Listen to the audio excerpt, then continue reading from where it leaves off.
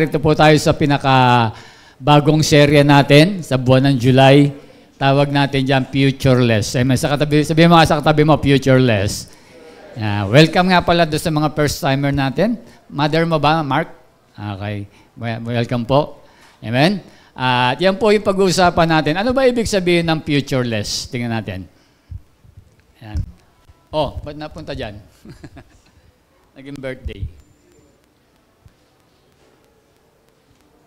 Okay. Sige, next slide, ate.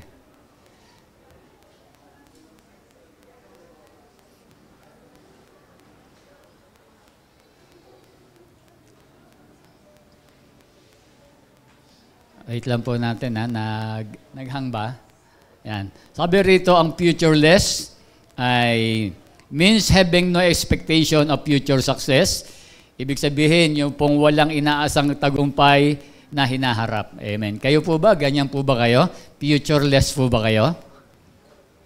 Futureless po ba kayo? Hindi, syempre. Di ba meron tayong nais makamit o meron tayong mga pangarap na nais na maabot sa ating mga buhay.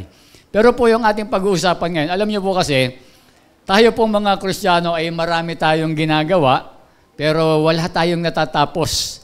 Diba, meron kasing Christian na gumagawa, ngunit mali yung direksyon na tinatahak. Diba, kaya nga po nangyayari na tayo po mga Kristiyano, dumadaan yung panahon, parang tumatanda tayo bilang isang Kristiyano na wala tayong pinagkatandaan. Diba, ibig sabihin, hindi nag-grow yung ating pananampalataya. Tanong ba natin, kailangan ba lumago yung pananampalataya? Kailangan din po. Diba? Katulad din yan nag-aaral. Grade kinder, elementary, high school, di ba? Marami tayong natututunan. At syempre, pag nakagraduate ka, maganda po, di ba?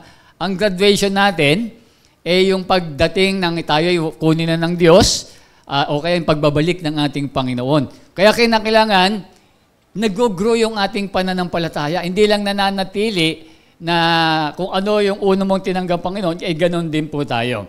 Amen? Kaya nga po ngayon, sa ating share, parang nakita natin yung pagiging immature, nagiging immature na iba, diba? Matanda ng born again, matanda ng Christian, ay kaunti pa rin yung kaalaman tungkol sa Panginoon at marami pa rin bagay na hindi nababago. Amen? Kaya ito po yung talata natin.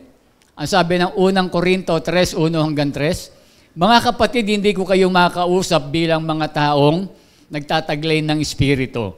Kailangan kausapin ko kayo bilang mga taong namumuhay pa ayon sa laman at mga sanggol pa sa pananampalataya kay Kristo. Nakita niyo yung mga taong namumuhay pa sa laman. Ang tawag ni Paul, yung mga sanggol pa, baby Christian pa. Pero nakita natin, mga matagal, siyempre, habang tumatagal ba, ang sanggol ba nananatiling sanggol? Hindi, di ba?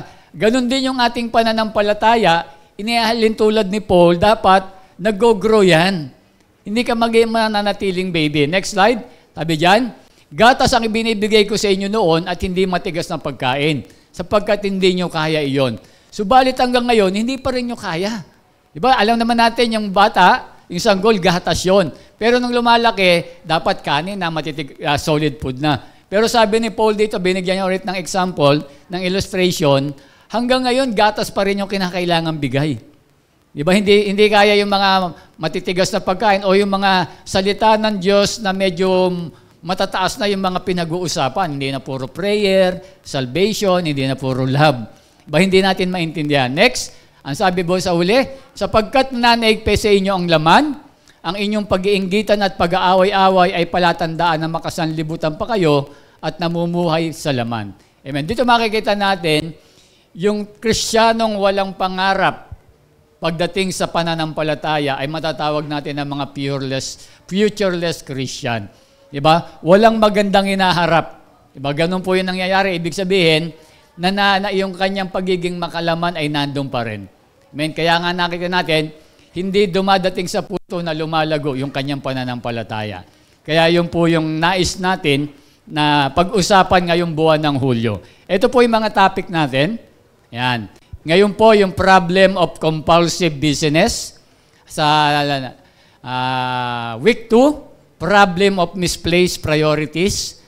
Yung week 3, 5 po kasi yung Sunday natin, series break po tayo niyan.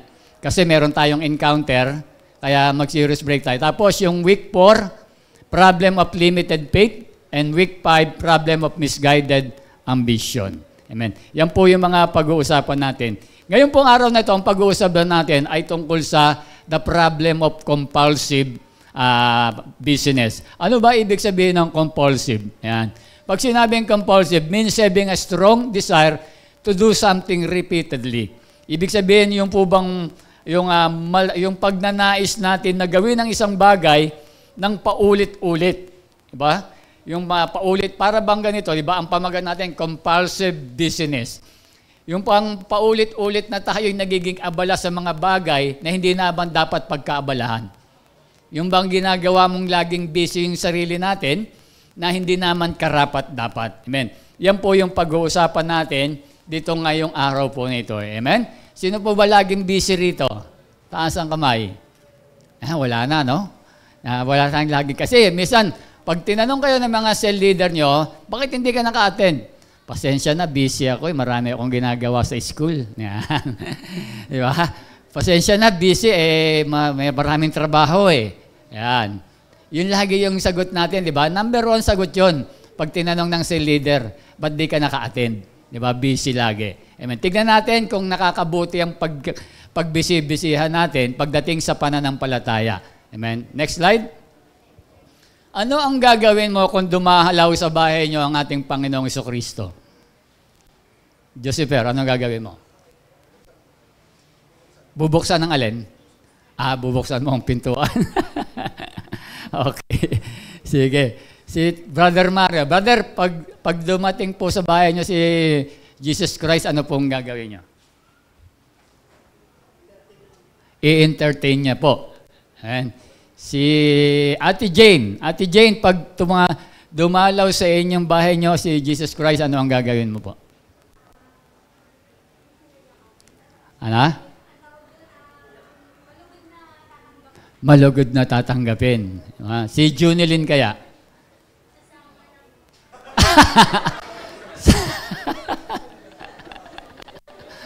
Sasama ka na. Gusto mo na? Trip mo yan eh. Sige, sumama ka na. Okay. Pinatawag mo kami, ha? Okay. Sige, sasama na raw po siya. Sige po, basahin po natin yung ating talata. Yung ating pag-uusapan tungkol po kay Marta at Maria. Ang sabi ng Lucas 10:38-42, si Jesus at ang kanyang mga alagad ay nagpatuloy sa kanilang paglalakbay, pumasok sa isang nayon. Malugod silang tinanggap sa tahanan ni Marta. Ito po yung mga kaibigan ni Jesus Christ. Next. May kapatid siyang si Maria na naupo sa may paanan ng Panginoon upang makinig sa kanyang itinuturo. Next. Sabi dyan, si Marta naman ay abalang-abala sa paghahanda. Kaya't lumapit siya kay Jesus at nagsabi, Panginoon, baliwala po ba sa inyo na pinababayaan ako ng kapatid kong maghanda na nag-iisa? Sabihan nga po niyo siyang tulungan naman ako. Next, last verse. Ngunit sinabi ng Panginoon sa kanya, Marta, Marta, nababalisa ka at abalang-abala sa maraming bagay. Ngunit iisa lamang ang kailangan, pinili na Maria ang mabuti at ito'y hindi aalisin sa kanya. Purihin ang salita ng ating Panginoon. Amen. Dito makikita po natin, dumalaw po si Jesus Christ sa bahay ni Marta at Maria. At nakita natin kung ano po yung ginawa. Magkaiba po ng ginawa yung magkapatid. Si Marta at si Maria. Diba? Si Marta, nakita natin, naging busy sa pagpe-prepare doon para kay Christ. Pero si Maria, nakita natin, naupo at nakinig ng salita ng Diyos. Amen? Pamagat po natin, amen, next. Ayan, yun din po. The problem of compulsive business. Diba? Yung problema ng pagiging busy nating mga mananampalataya o tayong mga tao, di ba? Ito kasi ang busy kasi pwedeng positive, pwedeng negative. Di ba? Depende doon kung paano natin, kung sa ano yung mga pinagkakaabalahan natin sa buhay, yun ay doon natin makikita kung ito ay nagiging positive o negative. Amen. Sa teksto pong ating binasa tungkol sa pagtanggap ng panauhin, ito'y tungkol sa mabuting pakikitungo sa normal na kalagayan. Ang mga kilos ni Marta ay magiging tama at ang kay Maria ay magiging mali. Kung makikita natin, kung titignan mo, mali si sa Maria, di ba?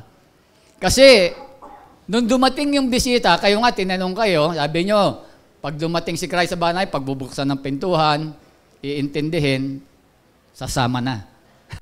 Isa, di ba? Iba, di ba? Ganun iintindihin eh.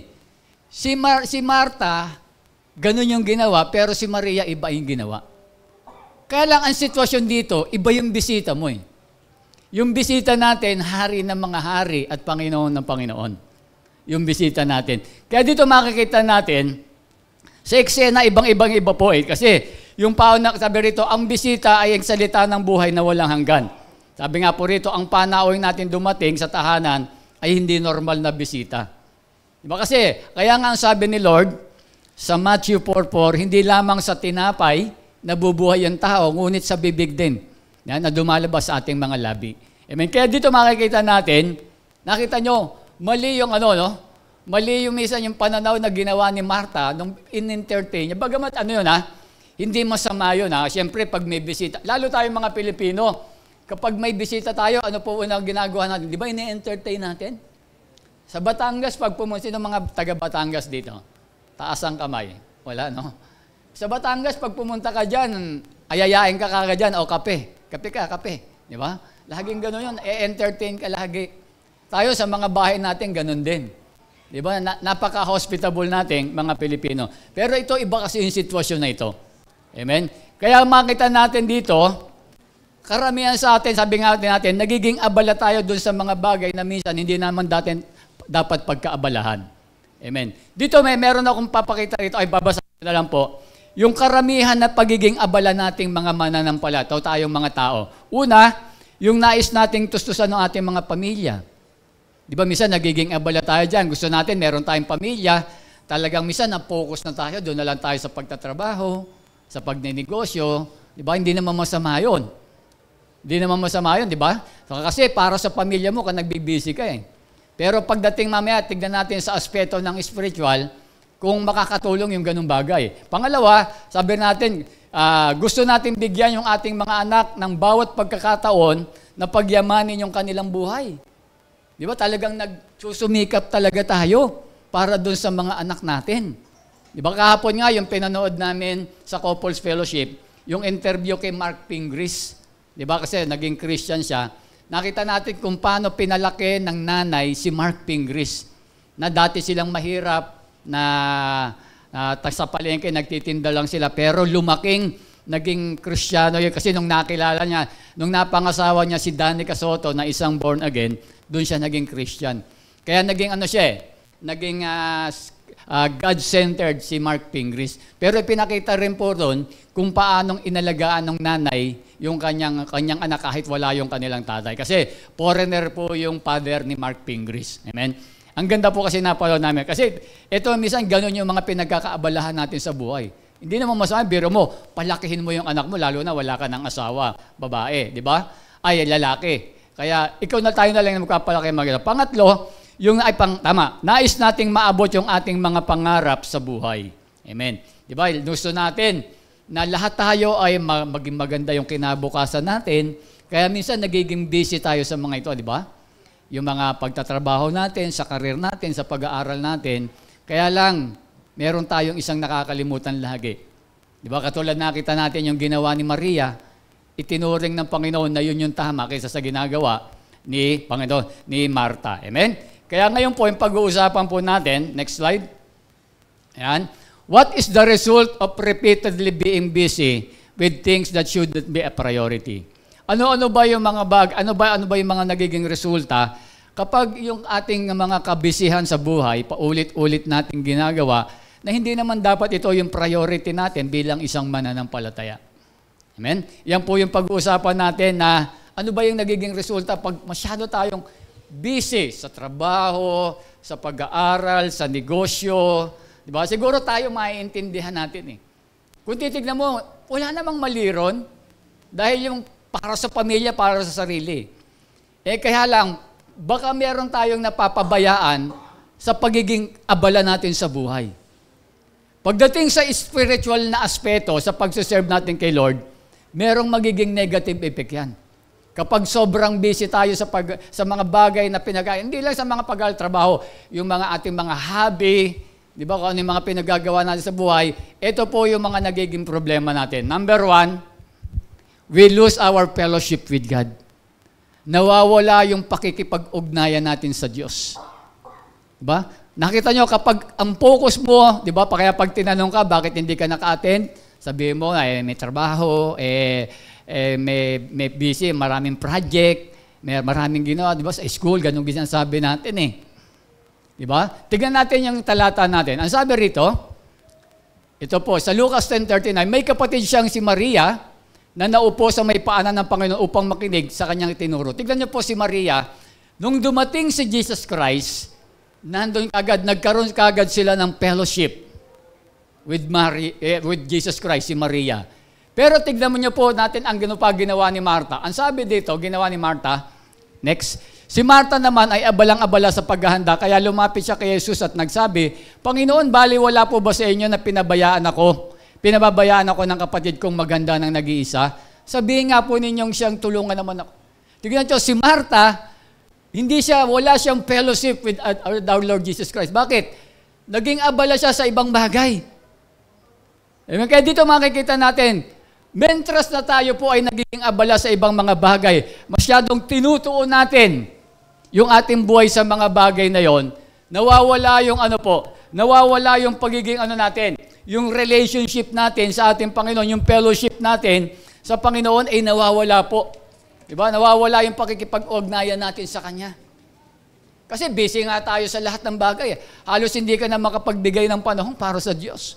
Diyan mo na lang ito kasi mataas yung ating pangarap, maganda yung gusto natin sa pamilya natin, maganda yung gusto natin sa sarili natin, hindi masasama yung lahat ng mga bagay na yan. Lagi natin sinasabi, ang problema lang, alam mo, tinanggap mo si Christ, we are the disciples of Christ, alam natin dapat kung ano yung nauuna at hindi nawawala sa atin. Amen? Kaya nangyayari, next slide, yan, we lose our fellowship with God. Ang nangyayari, you can no longer pray. Hindi ka na nakakapanalangin. Amen? Hindi na tayo nakakapanalangin.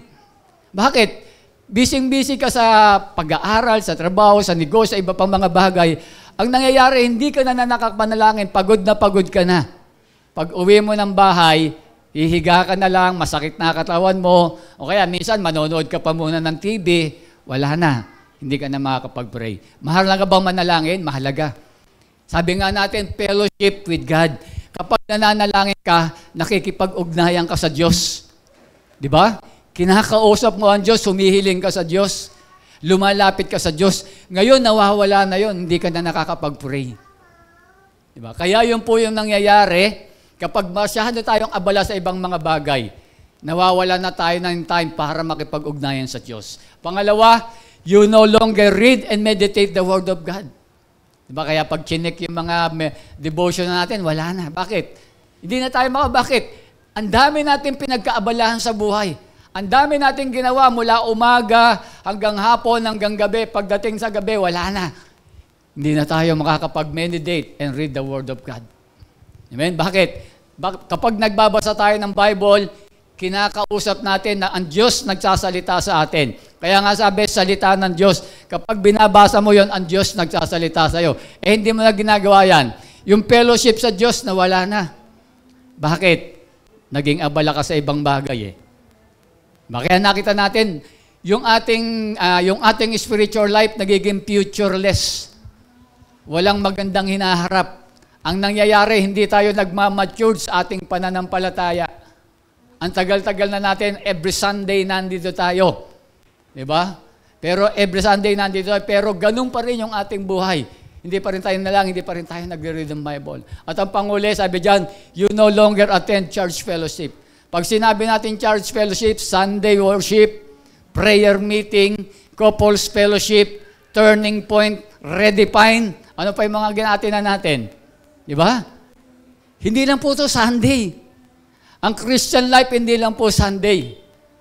Amen? Sabihin mo sa katabi mo, ang Christian life, hindi lang Sunday.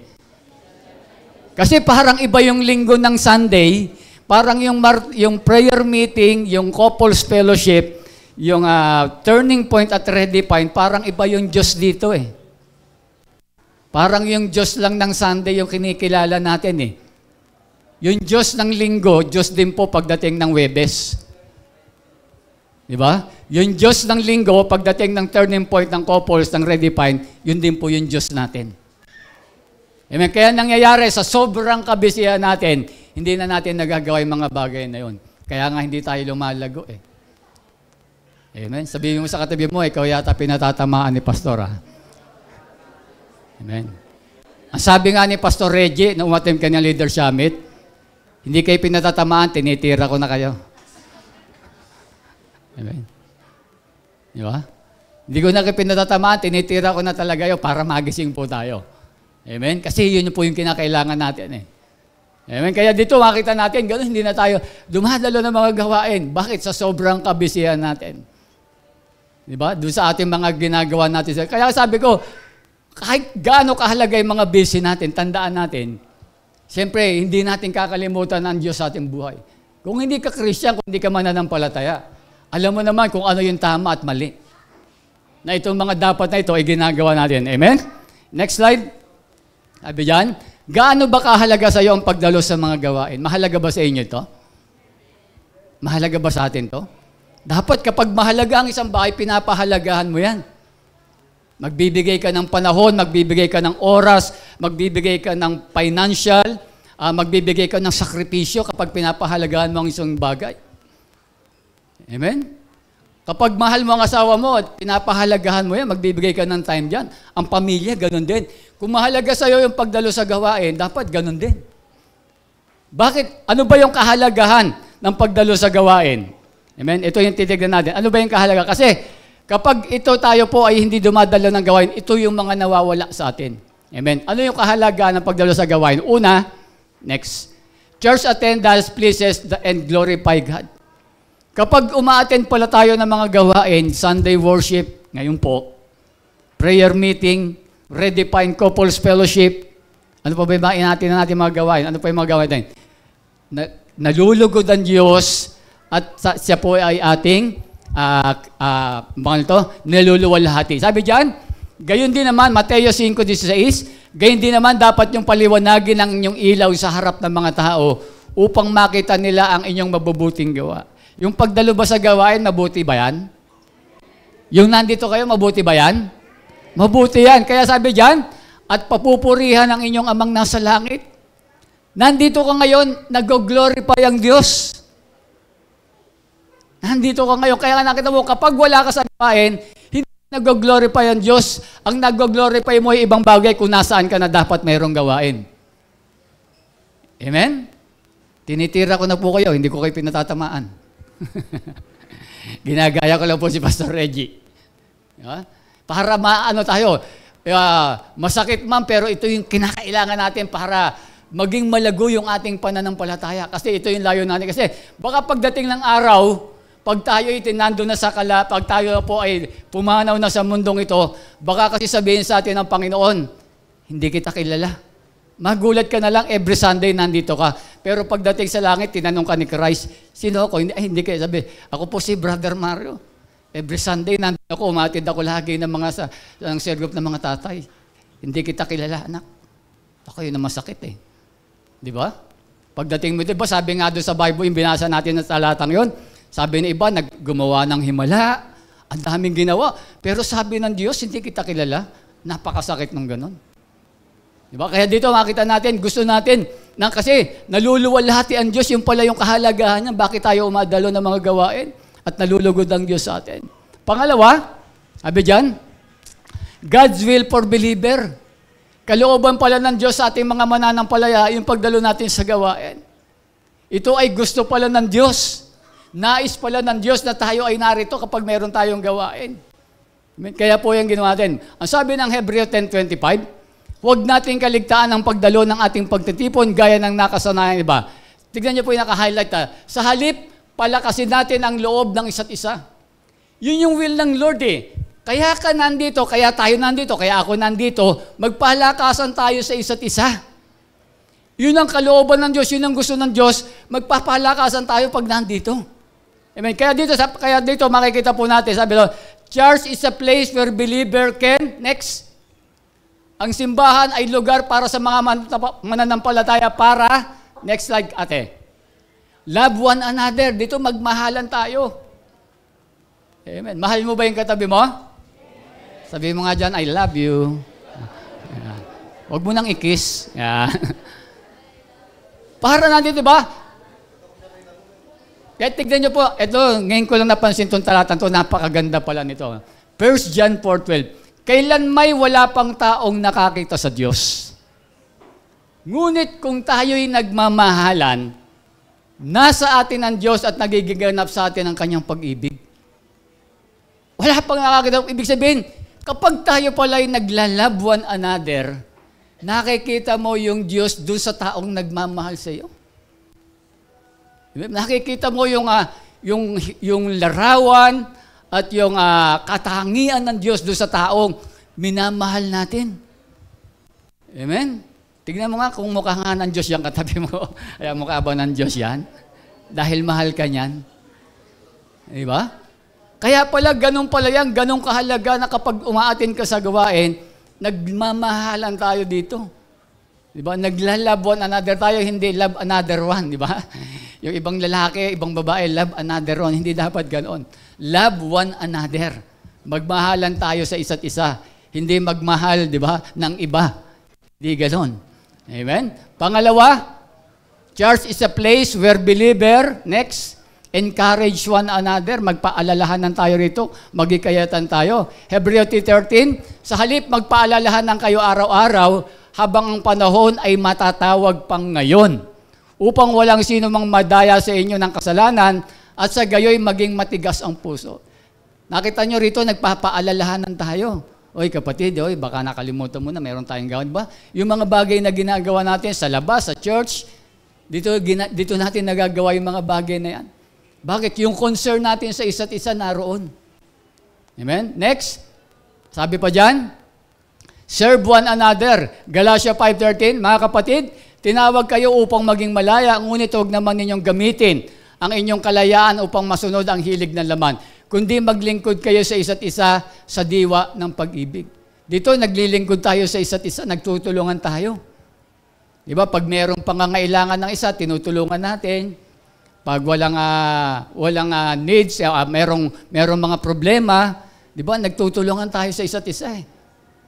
Kaya dito natin makikita yung mga bagay na yan. Dapat yun yung nakikita, yun yung kalooban ng Diyos. Dapat yung church is a place where the believer serve one another. Amen? Yan po yung dapat. Kaya dito, napakahalaga na narito tayo sa church every gawain natin. Next, sabi pa dyan, instruct one another. Mga kapatid, Romans 5:15-14, lubos akong naniniwalang kayo mismo ay puspos ng kabutihan at puno ng kaalaman. Kaya't matuturoan na ninyo ang isa't isa. Diba dito, nagtuturoan tayo ng bawat isa kung ano yung mga dapat nating gawin. Diba, kapag nag-uusap tayo rito, tayo mga mananampalataya, merong kinakailangan tayong alamin, nagtuturoan tayo rito. Amen. Next, ang sabi pa dyan, honor one another. Amen. Yung mga nasa leadership summit, ano po sinabi ni Pastor Reggie? Ang topic niya ron, about honoring. Diba? Napakaganda ng binigay ni Pastor Reggie about honoring. Kaya dito, pag nandito tayo sa church, honor one another. Romans 12:10, magmahalan kayo na may pag-ibig bilang magkakapatid. Sa pagpaparangal sa iba ay mag-unahan kayo. Grabe, sabi ni Paul, di ba? Sa pagpaparangal sa iba ay mag-unahan kayo. Yung pinararangalan mo yung bawat isa. Di ba? Yung paggalang natin sa bawat isa. Di ba? Diba? Sabi nga ng salita ng Diyos, honor your parents, honor your authority, honor the children. Di ba? Yung magpaparangalan natin, dapat yun ginagawa natin at makikita natin yun dito sa church. Next, sabi pa dyan, panghuli, be kind and compassionate to one another at magmagandang loob kayo sa isa't isa, mga mahabagin, ang mga magpatawaran kayo sa isa't isa, gaya naman ng pagpapatawa sa inyo ng Diyos kay Kristo. Amen. Dito dapat yung compassionate and be kind, maging mabuti tayo sa isa't isa. Ayan, kaya nakita natin, ang ganda. Kaya nga sabi nga po na itong pag nandun ka sa gawain, it is God's will para sa ating mga mananampalataya. Kasi dito marami tayong natututunan, marami tayong nalalaman at nagtutulungan tayo pag narito tayo. Kasi hindi naman natin makikita sa labas yan lahat eh. Kasi sa labas, siyempre, kanya-kanya yan eh. Amen? Nandun sa trabaho, nandun ka sa school, kanya-kanyang diskarte yan eh. Bihira mong makikita, bihira mong mararamdaman yung ganyang bagay. Di ba? Kaya nga po dito sa church, yun yung, bakit sabi ng Panginoon, huwag nating kakaligtaan yung pagdalo sa ating mga pagtitipon. Amen? Palakpakan natin ng Diyos. Amen. Pangalawa, kapag sobrang busy daw po tayo, ang sabi diyan, we lose our focus on God. Nawawala yung attention natin sa Diyos. Tama ba? Mali? Diba? Pag sobrang abala ka, nandun ka na sa pinagkakaabalahan mo. Whatever man, kung ano man yung pinagkakaabalahan mo sa buhay, ang nangyayari, nawawala na yung focus mo sa Diyos.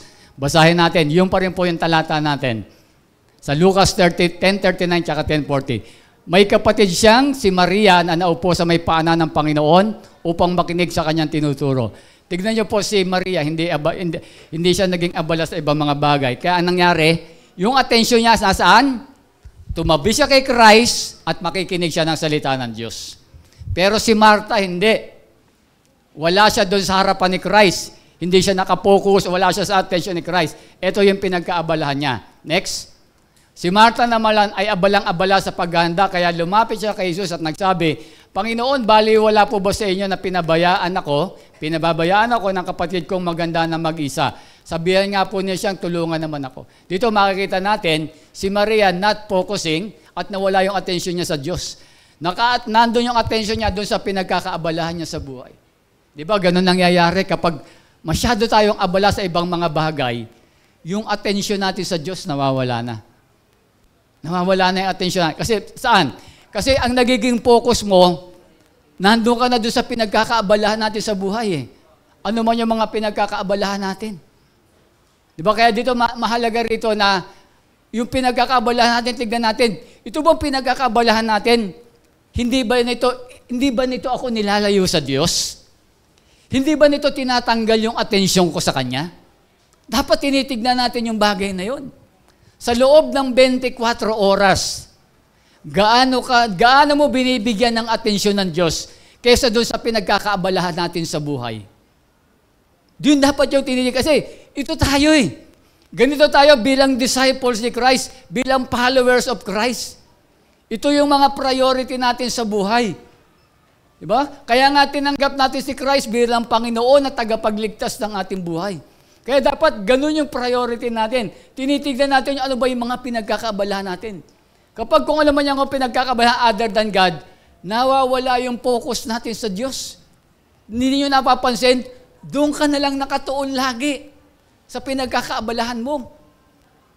Kaya minsan, hindi na ito yung nagiging priority natin sa buhay. Next, sabi nga dyan, we lose our focus on God. Sabi dyan, God is no longer your priority. Hindi na Diyos ang pinapriority mo. Diba? Pagdating sa pagdedesisyon, sa pag-iisip, hindi na Diyos ang priority mo. Ang priority mo na kung ano yung pinagkakaabalahan mo. Diba? Yung mga iniisip mo, halimbawa sa trabaho, puro sa trabaho iniisip, ano ba gagawin ko? Paano ba para ma-increase sa salary? Ano ba para ma-improve yung trabaho? Ganun eh. Nakakalimutan mo nang mag-focus para mag-grow ka naman sa pananampalataya mo kay Christ. Yung mga desire natin, ganun din. Yung mga ninanasa natin sa buhay. Gusto natin yung ninanasa na lang natin kung ano yung mga pinagkakaabalahan natin.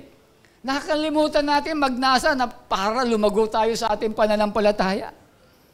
Kasi nandun ka na nakapokus doon sa pinagkakaabalahan natin. Ano pa? Yung ating araw-araw na buhay na ginagawa. Hindi na ang Diyos ang priority natin. Kaya nakita natin, di ba? Kaya pagdating sa pagdalo sa gawain, hindi na siya ang priority mo. Kasi marami ka ng pinagkakaabalahan sa buhay. Mas gusto mo na yun na mauna kaysa sa Diyos. Okay naman yan. Marami pa namang Sunday, katwira natin. Di ba? Hindi talaga nawawala yung Sunday. Ang tanong, kung nagkukulang ba tayo sa ating Panginoon? Amen. Pangalawa, next. God is not placed at the center of our lives. Kapag sobra tayong abala sa ibang mga bagay, ang Diyos ay hindi na nagiging sentro ng ating mga buhay. Hindi na siya nagiging sentro ng ating mga buhay kasi wala na yung attention mo sa Diyos, hindi na yung sentro ng kanyang buhay. Diba? Tanong natin, bakit? Ganito ba dapat talaga? na sa buhay natin bilang mananampalataya, ang Diyos yung laging, upo. Yun yung pagkakaiba natin sa mga ibang mananampalataya. Tayo talagang nakasentro. Pero hindi sinabing pag nakasentro ka sa buhay mo sa Diyos, hindi ibig sabihin puro sa Diyos na lang yung gagawin mo. Lagi nating sinasabi, yung priority lang. Alam niyo po, kasi ang ganda ng pinanood namin kapon sa couples, yung pinanood namin kay Pingri, sabi niya po, hindi pera ang magpapasaya sa tao. Maririnig mo yun kasi testimony, ini-interview siya ni Karen Davila. Ang sabi ni Mark Pingris, hindi pera ang nagpapasaya sa tao. Ang nagpapasaya sa tao, ang Diyos. Kapag siya yung sentro ng iyong buhay, siya yung magpapasaya sa buhay ng tao. Kaya nga sabi ng Diyos sa Matthew, di ba? Huwag kayong mag-impok ng kayamanan dito sa lupa. Ang impokin nyo yung kayamanan sa langit. Kasi yung kayamanan sa lupa, nawawala. Merong naninirang tanga. Pero yung kayamanan sa langit, yung nandito ka, yung attendance mo rito, hindi mawawala yun. Nakalista sa Diyos yun. Pero yung pinagpagura mo sa pag-aaral mo, sa pagtatrabaho mo, inuulit ko, hindi masama yan. Kaya lang, yung sobrang kaabalahan natin, nawawala yung attention natin sa Diyos. Hindi na nagiging sentro ng ating buhay, ang ating Panginoon. Number 1 nga, sabi dyan, people who are not God-centered are self-centered. Nagiging self-centered na tayo. Hindi na tayo God-centered. Ang hinahanap natin, fame, glory, fortune, di ba? Authority, yun na hinahanap natin para sa sarili natin eh. Paano ba ako sisikat? Paano ba ako makikilala? Paano ba ako asenso? Puro ako. Nawala na yung Diyos. Bakit? Kasi yung attention mo, kasi nando ko na sa bagay na pinagkakaabalahan mo eh. Di ba? Paano ba ako magiging top? Di ba? Paano ba ako mapopromote? Yung mga bagay na hindi masama yan. Given na ibibigay ng Diyos yung mga gusto niyan. Di ba? Sabi ng Matthew 6:33, unahin nyo lang ako. Lahat ng bagay ibibigay ko na sa inyo. Ang problema, nilalagay natin yung justice sa kamay natin, tayo yung gumagawa para mangyari yung mga bagay na makamit natin. Amen? Naintindihan nyo? Kayo yung gumagawa, nilalagay nyo sa kamay nyo. Dapat ilagay nyo doon sa kamay ng Diyos. Hindi sa inyong kamay. Kasi yung kayo yung gumagawa, nagiging abala kayo para makamit nyo yung fame, glory, authority, position, title. Di ba? Nilalagay natin sa kamay natin. Ipagkatiwala mo sa, di ba? Proverbs 3:6. Di ba? Lahat ng bagay, mga plano natin, ipagkatiwala natin sa ating Panginoon. At siya yung magbibigay ng tagumpay nito para sa atin. Hindi tayo. Kasi kapag tayo, ayun, nawawala, hindi nagiging sentro ng buhay natin ang ating Panginoon. Pangalawa, sabi dyan, life decision making revolves around itself. Di ba? Yung buhay natin, pagdedesisyon natin sa buhay, umiikot lang sa sarili mo na lang. Hindi mo na sinasama ang Diyos. Hindi mo na sinasama ang Bible kapag decision making. Nandun na lang, ikaw na lang yung nag-iisip, bumabase ka na lang doon sa araw-araw na ginagawa mo, bumabase ka na lang doon sa nakikita mo. Hindi mo na sinasama ang Diyos pagdating sa decision making. Bakit? Kasi nawala na yung focus mo sa Diyos, nawala na yung attention eh. Nakapokus ka na doon sa pinagkakabalahan natin. At ang panguli, sabi niya, the service he does for God is not the highest calling. Basahin natin Jeremiah 29:13. Ang sabi rito, kapag hinanap niyo ako, ako'y inyong matatagpuan kung buong puso niya akong hahanapin. Tandaan natin, sabi nga po na dito, sa panguli natin, di ba, the service he does for God is not the highest calling. Hindi ito ang nagiging highest calling natin, hindi natin hinahanap ang Diyos kapag nawawala atensyon sa ating buhay, di ba? Hindi na natin hinahanap. Hahanapin lang natin ang Diyos pag may kailangan na tayo. Ganun po yung nangyayari. Kaya nga sabi ni Jeremiah, kapag hinahanap niyo, ako'y inyong matatawag kung buong puso niyo kung hahanapin. Ang problema, hindi na natin hinahanap. Bakit? Nakatuon ko na doon sa mga bagay na pinagkakabalahan mo eh. Kaya nakita nyo, di ba, mamaya makikita natin, yung tinanong siya ni Christ, di ba? At yung tinanong niya si Christ, di ba? Parang pinapagalitan niya pa si Kristo eh. Sabi, Panginoon, sabihin niyo nga yung kapatid ko. Para ba sabi, nakakainis naman yan. Ako, trabaho yan, nakaupo lang sa harap mo. Di ba? Yun yung sinasabi niya. Kaya makikita natin, yun yung pangalawa natin, kapag tayo yung sobrang abala sa ibang mga bagay, other than God, sabi natin, una, nawawala yung ugnayan natin sa Diyos. Pangalawa, yung attention sa Diyos nawawala. Amen? Pangatlo at panguli. Amen? we get frustrated with what we want to happen. Alam niyo po, kapag ganyan po, kapag sobrang busy tayo sa ibang mga bagay, mapoprostrate ka lang doon sa inaasahan mo na hindi mangyayari. Amen? Basahin po natin yung talata. Sa Lucas 10:40, tsaka hanggang 42 yan eh. Si Martha naman ay abalang-abala, tignan niyo po ito sa paghahanda, kaya't lumapit siya kay Jesus at sabi niya, Panginoon, baliwala po ba sa inyo na pinabayaan ako ng kapatid kong maganda na mag-isa? Sabihan nga po ninyo siya na tulungan ako. Nakita niyo, inutusan niya si Christ, di ba? Ano expected niyo kaya sa palagay niyo?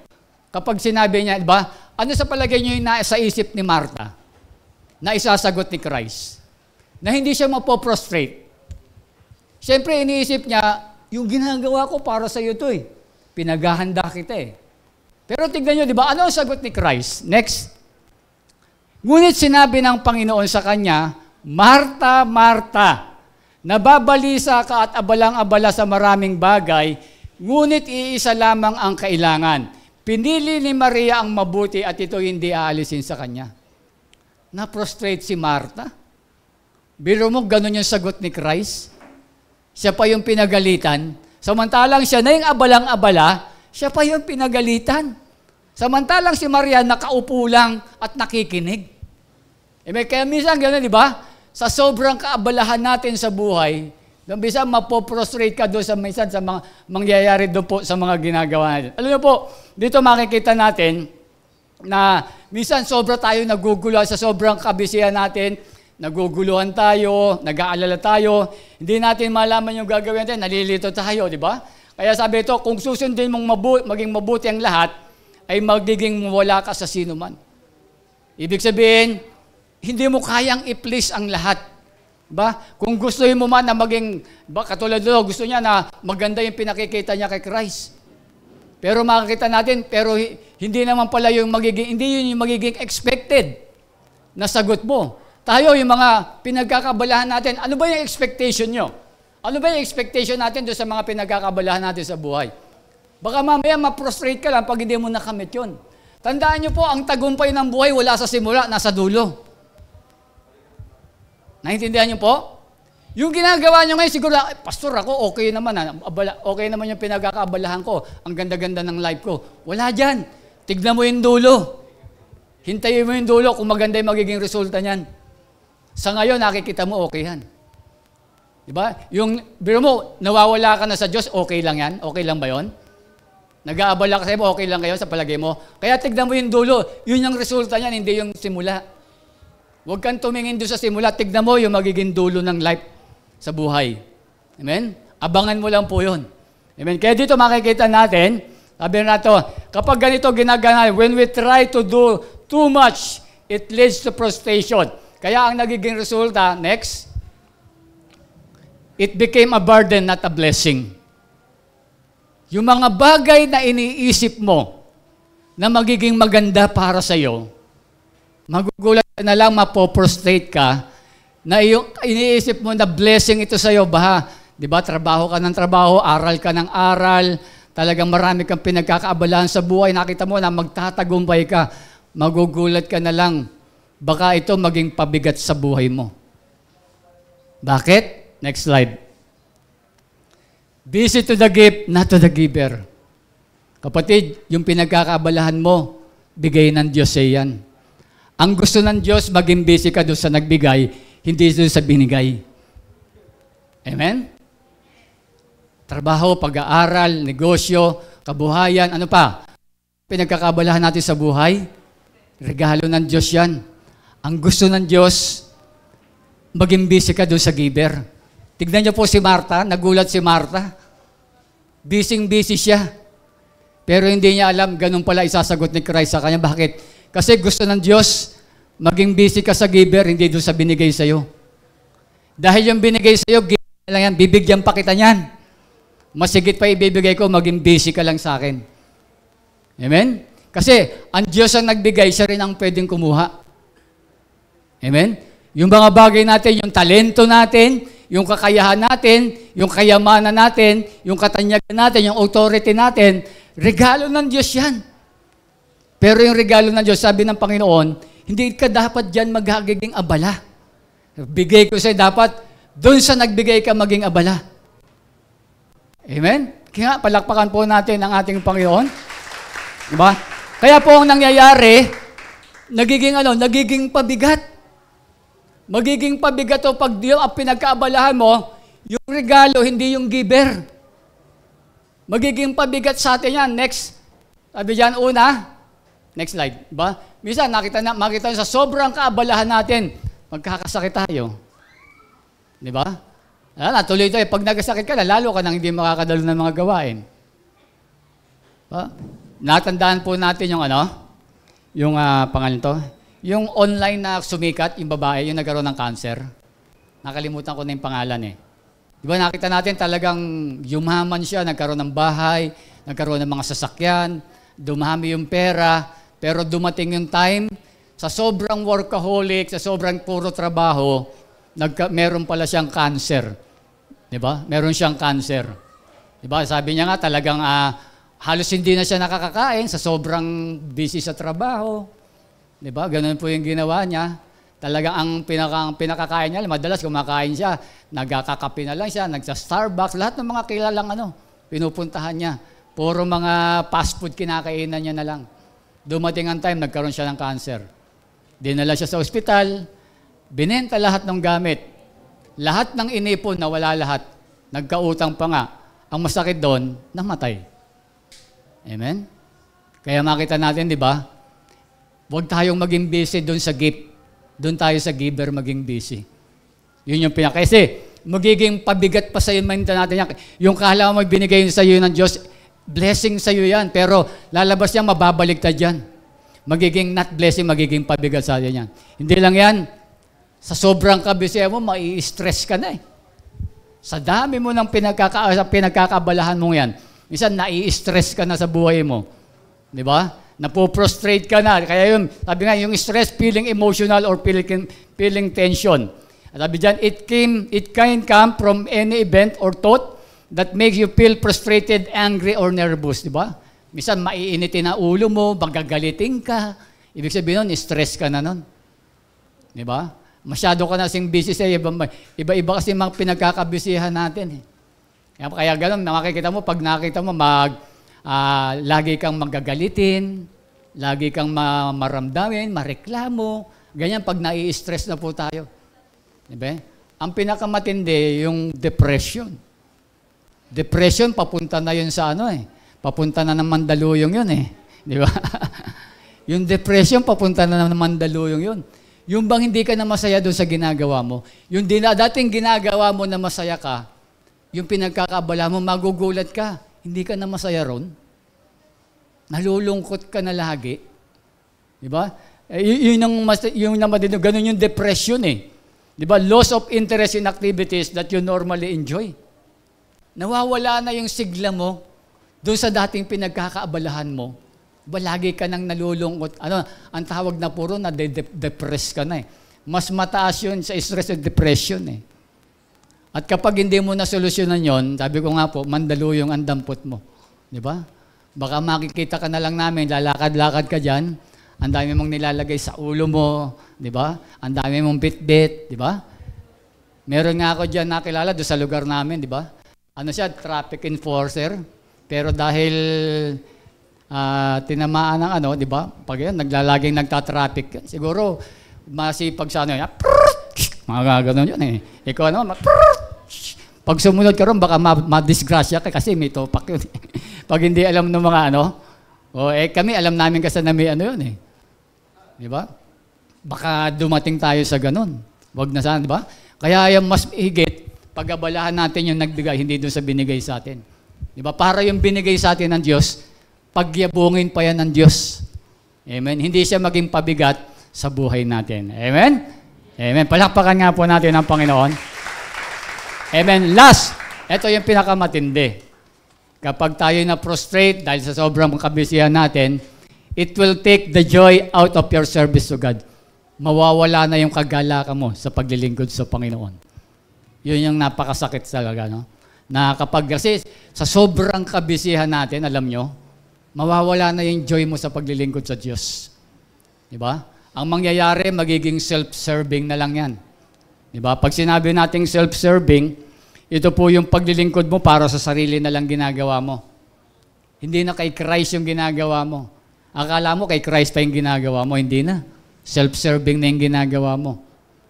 Kasi nawala na yung nakatuong ka dun sa mo na lang, ang pinagkakabalahan mo natin sa buhay. Nagiging self-serving na lang yung nagiging buhay natin. Diba? Kaya nakita natin, si Martha, ganun po yung nangyari. Diba? Ang akala ni Martha, naglilingkod pa siya kay Jesus Christ. Sa totoo lang, ang pinaglilingkuran niya, yung sarili niya na lang. Amen? Ganun din yung mangyayari sa atin. Mawawala na yung joy natin sa paglilingkod natin sa Panginoon. At panguli niyan, sabi diyan, fall out of love to God. Amen? Sino na yung na-fall out of love dito? Amen? Yung dating mahal mo, pero dumating yung time, hindi mo na, ayaw mo na. Di ba? Ayaw mo na eh. Ba na, ang tawag doon na fall out of love ka na. Di ba? Dati mahal mo yung pagsiserve kay Lord, dumating yung time, ayaw mo na. Di ba? Parang kahit hindi ka umattend ng mga gawain, no feel of guilty, hindi ka na natatakot. Dati takot na takot ka, pag hindi ka nakadalo ng gawain, ano kaya mangyayari sa akin? Di ba? Pero ngayon, wala na. Bakit? Kasi nawala na yung joy mo sa paglilingkod sa Panginoon. Okay lang sa'yo hindi umattend? Hindi ka na natatakot? Hindi na tayo natatakot? Wala nang takot, wala nang guilt. Okay lang kahit hindi umattend. Kasi meron ka namang pinagkakabalahang iba. Okay lang yun. Marami pa namang araw. Mahal naman ako ng Diyos. Di ba? Naiintindihan naman ako ng Diyos. Yung ganun tayong mga tao, di ba? Laging gusto natin tayo yung iniintindi ng Diyos. Amen? At ang pinakamatindi dyan, nilalayoan mo na yung mga bagay tungkol sa Diyos. Di ba? Lumalayo ka na, yung mga ginagawa natin ay nilalayo na natin yung sarili natin sa Diyos. Diba? Kaya ang hirap pag sobrang abala sa ibang bagay. Di ba? Kaya po mga kapatid, sana po, ito pong mga bagay na ito ay para po sa ating lahat. Amen? Kaya tutulungan tayo, kasi baka tayo po yung buhay natin. Tignan natin, baka yung kabisihan natin, inilalayo ka na sa Diyos niyan eh. Di ba? Baka inilalayo na tayo dyan. Ang sabi nga sa ating pagtatapos, ang sabi po ni John Maxwell, the greatest enemy of good thinking is busyness. Di ba? Ang pinaka-kaaway natin ay walang iba sa ating pag-iisip, mabuting pag-iisip, ay yung kabisihan natin. Tignan nyo, di ba? Kapag sobrang busy mo talaga, maging abala kasi sa bagay, hindi ka makapag-isip ng maayos. Hindi ka makapag-decide ng maayos. Una, di ba, sabi nga natin, hindi na nagiging center si Christ eh. Kaya yung decision mo, nakita mo, sabit eh. Sabit yung decision. Ito yung gagawin mo decision sa buhay, sabit. Bakit? Ang dami mong pinagkaabalahan, nakalimutan mo na ang Diyos eh. Na-fall out of love ka na lost na yung mo, no? Yung attention mo kay God, na lost na. Yung fellowship mo sa Diyos, na wala na. Kaya yung natin, dahil sa kabisihan natin, yung decision making natin, di ba? Yun yung sabi nga ni Maxwell, ito yung pinaka-greatest enemy. Di ba? Sa mabuti natin na makapag-isip tayo po ng maayos sa buhay. Amen. Sa atin pong lahat, tayo pong lahat ay tumayo. Ito lang naman ang gusto ng Diyos sa ating mga nagiging busy. Amen. Basahin po natin. Ang sabi ng Matthew 11:28-29, lumapit kayo sa akin. Ang Lord nag-iimbita sa atin. Tayong lahat ay nahihirapan at lubang nabibigatan sa inyong pasanin at kayo'y bibigyan ko ng kapahingahan. Pasanin ninyo ang aking pamatok at matuto kayo sa akin sapagkat ako ay maamo at may mababang loob. Makatatagpo kayo sa akin ng kapahingahan. Amen? Mga kapatid, this is the word of God for this day. At alam ko na tayong lahat ay dumarating sa ganyang punto ng buhay. Pero alam nyo, ang Diyos, kaya nga merong Sunday, inaayos yung buhay natin. Kung magpapaayos tayo. Diba? Kung magpapaayos. Kaya dapat magpaayos tayo sa Diyos at siya yung mag-aayos ng ating buhay. Tignan natin, baka yung pinagkakaabalahan natin, tignan mo, inilalayo ko na sa Diyos yan. Medyo stop mo na. Diba? Medyo bawasan mo na yung oras mo dyan. Tignan mo ulit, sabi nga doon sa Revelation, tignan mo ulit yung ginawa mo nung una. Diba? Balikan mo ulit. Kung gaano yung joy mo sa paglilingkod sa Panginoon, ganun ka kasigla. Diba? Kasi, ibalik mo rin yung dating fellowship mo sa Diyos, yung focus mo lagi sa Diyos, ibalik natin. Para tayong ma-prostrate, darating ang araw. Sabi ko nga po sa inyo, yung resulta ng lahat ng ginagawa natin, hindi yung simula na nakikita mo. Makikita mo yan sa huling yugto ng iyong buhay. Doon mo makikita yan. Na kung ikaw ay naging matagumpay o hindi. Kung tama ka. Kaya dito makikita mo, by faith pa rin yung mga bagay na yun kasi hindi mo pa nakikita eh. Ang nakikita mo lang ngayon, yung mga bagay na nangyayari sa buhay mo na maganda. Pero hindi mo nakikita, ano ba yung magiging dulo nito? Yung bagay na ginagawa mo ngayon, na nagiging abala tayo, at ang Diyos ay nakakalimutan po natin. Amen? Sige, yan po yung ating mensahe. Sana po mayroon po tayong natutunan sa hapo o sa gabing ito. Sige, tayo po yung manalangin. Hallelujah. Diyos Ama sa langit, na may likha ng